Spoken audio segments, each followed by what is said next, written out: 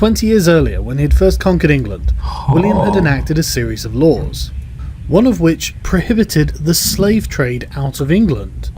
I prohibit the sale of a man by another outside of the country on pain of a fine paid in full to me. We don't know what William's... what type of why do you even write, I prohibit the sale of any man by another outside the country on pain?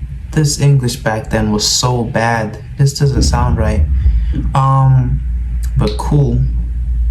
What the heck? Look at this law number 10. I also forbid that anyone shall be slain or hanged for any fault, but let his eyes be put out and let him be castrated. What? And this command shall not be violated under pain of a fine in full to me. Why would they? Is this regarding that number 9 rule?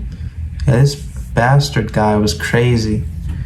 Anything but castration. Wow, castration is actually so bad. Like, I love my balls. That's all I'll say. That's just, this affected me. This law was, but I feel so bad for those boys. The punishment for breaking it was your balls are being cut off. I doubt it was for humanitarian reasons. Whatever his reasons, within a generation of 1086, slavery had almost died out in England.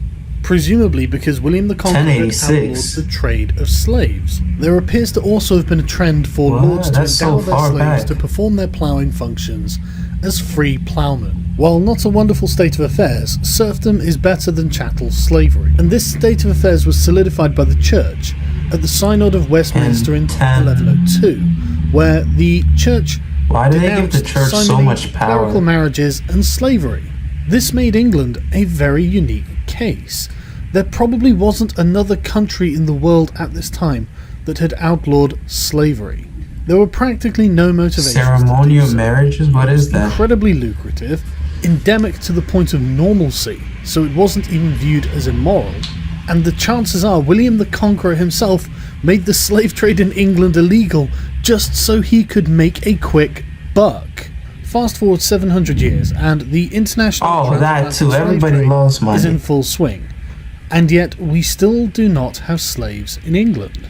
And this is where we meet a man named Granville Sharp, a very well-educated rationalist thinker of the Enlightenment, who became an active campaigner for the abolition of the slave trade. Granville had had previous legal success defending Jonathan Strong from his erstwhile slave master, after being brought to England from the colonies. But then how does this explain racism? Subsequent Somerset case. James Somerset was a slave from Virginia in America, who had come to England with his master Charles Stuart in 1769. I've heard this guy. I've heard about him. 1771.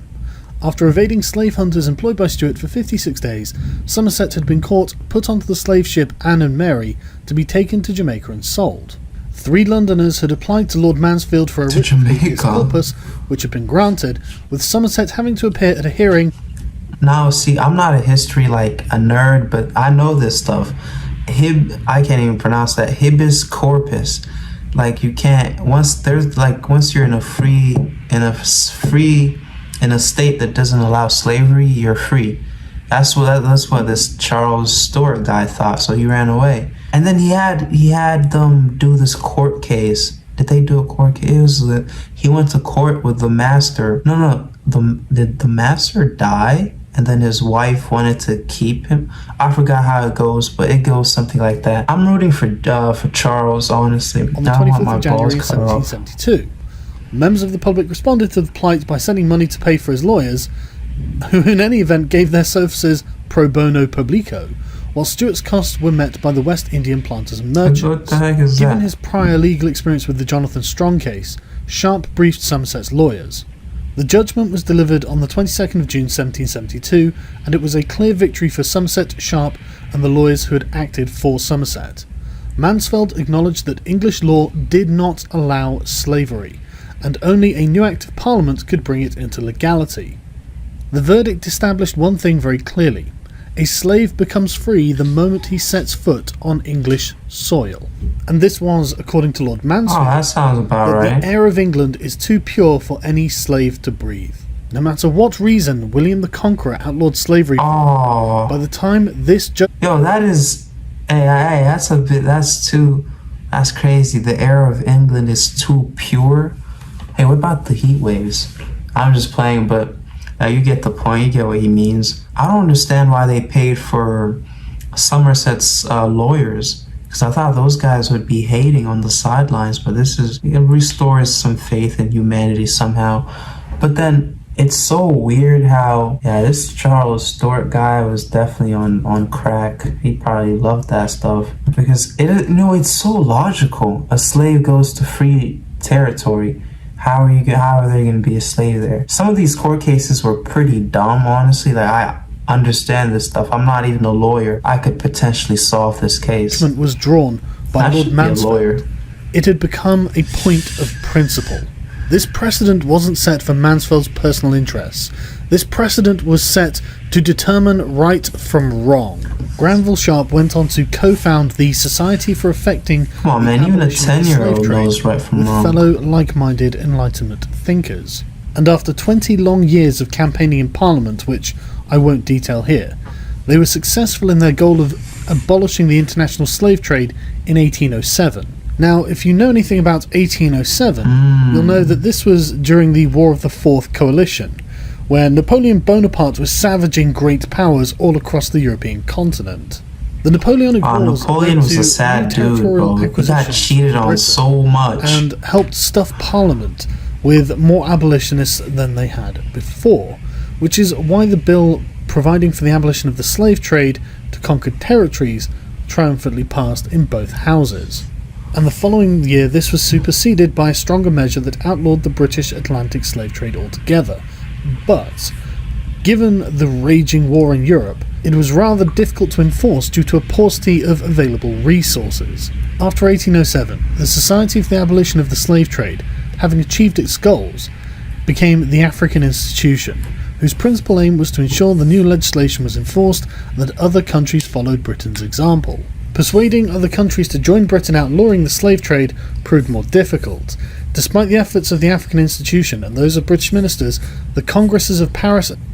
Oh wait, they didn't just... they're still following William the Bastard's influence.